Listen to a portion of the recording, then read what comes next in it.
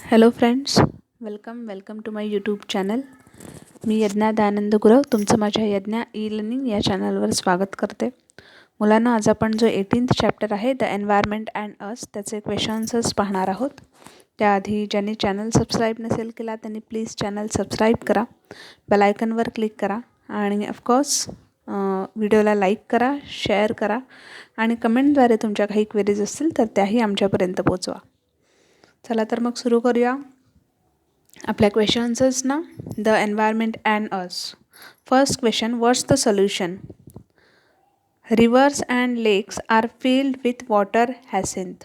River आणि lake जे आहेत, आपले नद्या आणि जे तलाव आहेत, ते जर पूर्णपणे पानफुटी जी वनस्पती आहे जी पाण्यात उगवते त्या वनस्पतीने भरल्या तर काय होईल?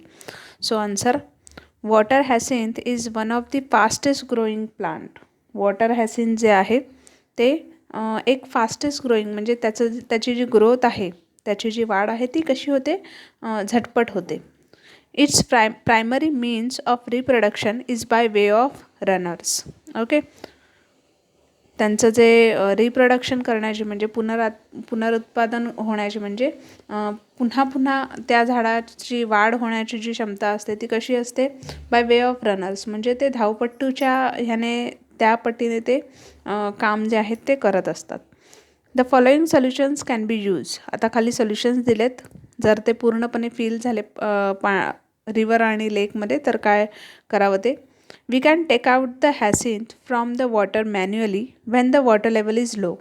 जेव्हा पाण्याची पातळी कमी होईल त्यावेळेस आपण ते मॅन्युअली म्हणजे एक एक करून ते आपण पाण्यातून बाहेर काढू शकतो. किंवा machineries like JCB can be use to pull out them from water. किंवा जे JCB वगैरे असतात, ओके, आपण पाहतो बांधकाम ज्या ठिकाणी असतं त्या ठिकाणी JCB गाड्या ज्या असतात, मोठमोठे ट्रॅक्टर्ससारखं जे असतं ते उभं असतं. सो त्याच्या मदतीने पाण्यातून हे जे हॅसिंथ आहे ते काढलं जातं. Okay, now second question, use your brain power. What would happen if no kites are left in a particular region? Which living things would increase in number, which would decrease? काय सांगितलं आहे? तर काईट म्हणजे कोण माहिती आहे का आपल्याला? काईट हा पक्षी आहे. ओके, आपण मराठीत घार असं म्हणतो. सो जर घार जे आहेत ते जर अस्तित्वात नसतील किंवा ते निघून जातील तर मग जे लिव्हिंग थिंग आहेत बाकीचे ते कोणते लिव्हिंग थिंग इन्क्रीज होतील आणि कोणते लिव्हिंग थिंग डिक्रीज होतील? काय परिणाम होईल त्याचा असं विचारलं आहे. उत्तर आहे, if no kites are left in particular region then the smaller animals like rodent will increase. जर काईट उरले नाहीत, घार पक्षी जर उरले नाहीत तर काय होईल? जे लहान लहान ॲनिमल्स आहेत रोडंटसारखे, म्हणजे रोडंट म्हणजेच घूस. ओके, सो त्याच्यासारखे जर काही ॲनिमल्स आहेत लहान लहान ते काय होतील? ते इन्क्रीज होतील. Kite is a top predator hence it is not the food for others. Kites जे आहेत ते आकाशात उंच भरारी घेतात, बरोबर, उंच उडतात. त्याच्यामुळे त्यांची शिकार जी आहे ते उत्तम शिकारीसुद्धा आहेत. ओके, आणि ते उंच हवेत उडू शकल्यामुळे त्यांना ते कोणाचं अन्न बनत नाही. Okay, they are not food for others and there will be little difference in any other animals population. आणि हे जर नसतील, काईट्स जर नसतील तर ॲनिमलच्या संख्येत जास्त काही फरक नाही पडणार, पण थोडासा डिफरन्स जो आहे तो ॲनिमलच्या पॉप्युलेशनमध्ये आपल्याला दिसून येईल. Question number 3, answer the following questions. What is mean by migration? Migration म्हणजेच काय? So answer, migration is the movement of animals in large numbers from one place to another in search of food or to avoid unfavourable conditions. Migration म्हणजेच काय? तर migration म्हणजेच प्राण्यांचं किंवा जे living thing आहेत त्यांचं मूवमेंट कशासाठी?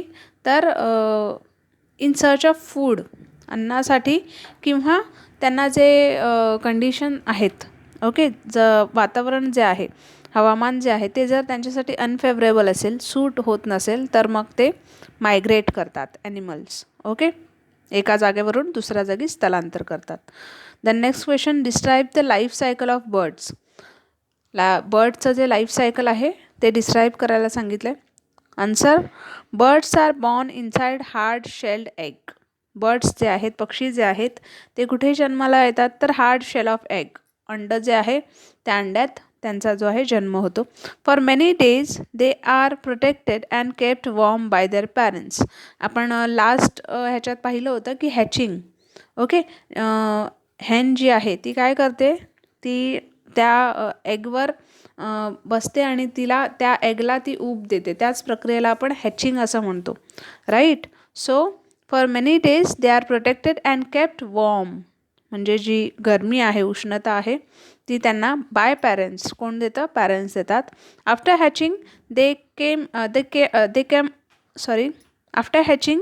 दे come out and fed by their parents. आणि हॅचिंग झाल्यानंतर ते त्या एगमधून, त्या शेलमधून बाहेर पडतात. त्याच्यानंतर त्यांचे जे पॅरेंट्स आहेत ते त्यांना फीड करतात, म्हणजेच ते त्यांना अन्न जे आहे ते पुरवतात.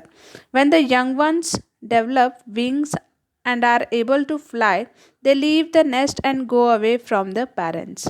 जेव्हा हे पक्षी मोठे होतात, त्यांना विंग्स किंवा ते त्यांना उडता येतं, तेव्हा ते त्यांचं घरटं जे आहे ते सोडून जातात आणि त्यांच्या पॅरेंट्सपासून दूर जातात. Next question, give 2 causes of air pollution. Air पोल्युशनचे 2 दुष्परिणाम सांगायचे आहेत किंवा कशामुळे एअर पोल्युशन होतं हे सांगायचं आहे. Answer, industries and factories burn fuel and causes smoke and pollutant gases. Air pollution कशामुळे होतं, तर ज्या इंडस्ट्रीज आहेत, मोठमोठ्या फॅक्टरीज आहेत, कारखाने आहेत, त्याच्यामध्ये जे इंधन जाळलं जातं आहे, जे इंधन बर्न होतं आहे, त्याच्यामुळे काय होतं आहे, स्मोक जो आहे, धूर जो आहे तो पसरतो आहे. आणि त्या धुरासोबतच काही पॉल्युटंट गॅस आहेत, काही विषारी वायू जे आहेत ते हवेत पसरतात, त्याच्यामुळे एअर पॉल्युशन होतं आहे. आणि second cause, vehicles during transport emit poisonous gases and particles. The slow burning of fuels produce lots of carbon dioxide. जे व्हेकल आहेत, गाड्या ज्या आहेत त्या तुमच्या, त्या ट्रान्सपोर्टच्या वेळी, म्हणजेच जेव्हा त्या चालत असतात त्यावेळेस त्यांच्यातून जो धूर निघतो तो कसा असतो, तो पॉयझनस गॅस असतो. ओके, त्याच्या थ्रू काही पार्टिकल्स, काही घटकही विषारी वायूचे निघतात. ओके, आणि जो धूर निघतो तो कसा असतो, त्याच्यात कार्बन डायऑक्साईड असतं. ओके, सो सेकंड रिझन आहे व्हेकलमुळे आणि फर्स्ट इंडस्ट्री अँड फॅक्टरीमुळे. The next question, for what purpose do we use land obtain by clearing forest. आपण जे फॉरेस्ट क्लिअर करतो, जंगल तोड जी करतो आपण, डिफॉरेस्टेशन करतो, तर ते कोणत्या पर्पजसाठी, कोणत्या ध्येय काय आहे त्याच्यामागे. ओके, कशासाठी आपण फॉरेस्ट जे आहे ते क्लिअर करतो. So answer, after clearing the forest the land which is obtain is use for either building roads, bridges, housing etcetera. Forest जे आहे ते क्लिअर केल्यानंतर काय होतं, तर जी काही जमीन आपल्याला मिळते सपाट, त्या जमिनीवर एकतर बिल्डिंग्स होतात किंवा रोड्स होतात, ब्रिजेस तयार केले जातात किंवा हाऊसिंग म्हणजेच घर बांधण्यासाठी त्याचा वापर करतात. The world human population is rising day by day, therefore more and more land is required for all such activities. आणि आपली जी लोकसंख्या आहे, आपलं जे पॉप्युलेशन आहे ते दिवसेंदिवस वाढत आहे आणि त्याच्यामुळे जास्तीत जास्त जागेची जी डिमांड आहे तीसुद्धा या सगळ्या ॲक्टिव्हिटीजसाठी, म्हणजेच हे सगळे जे आहेत बिल्डिंग्स, रोड्स किंवा हाऊसिंग प्रॉपर्टीज वगैरे, त्याच्यासाठी जमिनीचा जो आहे तो वापर केला जात आहे. Fourth question, give reasons. त्यातलं पहिलं आहे, it is important to conserve the living components of the environment. एन्व्हायरमेंटमधले जे लिव्हिंग कंपोनंट्स आहेत ते कन्झर्व करणं, ते जपून ठेवणं का गरजेचं आहे. तर answer, if the living components of the environment do not exist then the food chain will not function. जर लिव्हिंग कंपोनंट जे आहेत, ओके, जे ॲनिमल्स किंवा प्लांट जे आहेत ते जर एक्झिस्टच नसले, म्हणजे अस्तित्वातच जर नसले, तर जी फूड चेन आहे ती व्यवस्थित चालणार नाही. Then second, some species will get extinct and it is not possible to get them back. काही जे स्पेसिस आहेत, काही जे प्राणी आहेत किंवा प्लांट जे आहेत ते कसे झाले आहेत, ते एक्सटिंक्ट झालेत, म्हणजेच त्यांची जी प्रजाती आहे ती नष्ट होते ते. ओके, सो त्याच्यामुळे त्यांना एकदा का ती प्रजाती नष्ट झाली तर मग ते it will difficult to get back them. Okay, त्यांना पुन्हा आणणं आपल्यासाठी पॉसिबल नाही आहे, कारण ते मॅनमेड नसतं. Okay, if the balance in nature is disturb it will affect human beings too. जर नेचरचं बॅलन्स जे आहे, समतोल जो आहे तो जर डिस्टर्ब झाला तर ते ह्युमन बिंगवरच या सगळ्याचा अफेक्ट जो आहे तो पडेल. Therefore it is important to conserve the living components of the environment. आणि त्यासाठीच जे लिव्हिंग कंपोनंट्स आहेत, जे प्लांट ॲनिमल्स आहेत, हे कन्झर्व करणं खूप गरजेचं आहे. Then second, the numbers of wild animals are falling day by day. जे वाईल्ड ॲनिमल आहेत, जे रानटी प्राणी आहेत, त्यांची संख्यासुद्धा दिवसेंदिवस कशी होते, कमी होते. सो असं का होतं आहे? Answer, due to human intervention many food chain are disturb. माणसाच्या निसर्गासोबत माणूस जे करतो, जसं डिफॉरेस्ट्रेशन झालं. ओके, सो या सगळ्या गोष्टींमुळे काय होतं आहे, जे फूड चेन आहे, ॲक्च्युअल फूड चेन आहे, प्लांट, ग्रासोफर, त्याच्यानंतर आपण बर्ड्स पाहिलं. ओके, सो ही फूड चेन कशी होते, ही डिस्टर्ब होते, right. Then second, forest are cleared for making land available, hence wild animals are displace. Forest, जंगलं जी आहेत ती तोडली जात आहेत. ओके, कशासाठी? तर सपाट जमीन जी आहे ती मिळावी म्हणून. ओके, त्याच्यामुळे जे वाईल्ड ॲनिमल आहेत ते तिथून निघून जात आहेत. Hunting and poaching of wild animals have also reduce their numbers. त्यासोबतच शिकार जी आहे ती सुद्धा केली जाते त्यांची, त्याच्यामुळे सुद्धा त्यांची संख्या कमी होते. Due to climate change natural cycle also disturb, causing survival of wild animal difficult. आणि क्लायमेट जसं बदलतं आहे, हवामान जसजसे बदलत आहे, तसं त्यांच्याही आयुष्यावर, त्यांच्याही जीवनावर याचा क्लायमेटचा जो इफेक्ट आहे तो पडतो आहे. त्यांचं जे सर्वायवल आहे, ओके, जंगलही नाही आहेत, प्लस त्यांना राहण्यासाठी जे सेफ हवं आहे ठिकाण तेही नाही आहे. ओके, सो त्यांचं सर्वायवल जे आहे तेही डिस्टर्ब होतं आहे, right. All this factors are responsible for falling number of wild animals day by day. आणि हे सगळे जे काही फॅक्टर्स आहेत ते या सगळ्याला जबाबदार आहेत की रानटी प्राणी आता डे बाय डे त्यांची संख्या जी आहे ती कशी होते, कमी होते. Then fifth question, true or false.